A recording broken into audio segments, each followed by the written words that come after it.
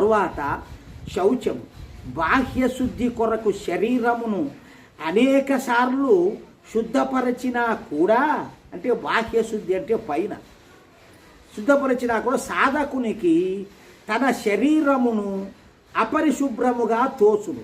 ఏముంది, ఎంత కడిగినా కూడా లోపల బయట అన్ని మూత్రేంద్రియాలు, రక్తము, అశుద్ధము, మాంసములు ఇవే కదా శుద్ధమైనది. ఏముంది, ఈ శరీరము ఒట్టి తోలుతిత్తి అనేటువంటి మార్గములో వాని మనస్సు తయారవుతుందన్నమాట.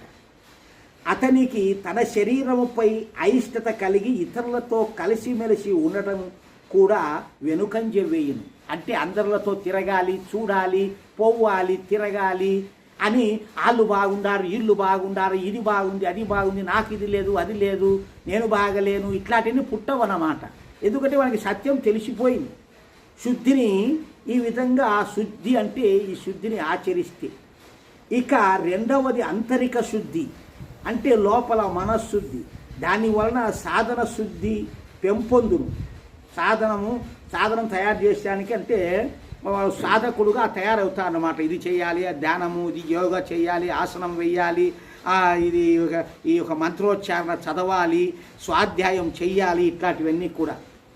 ఈ ఏకాగ్రత మనస్సునందు అవి చేస్తూ ఉంటే మనస్సునందు ఏకాగ్రత, ప్రసన్నతలు కలుగును.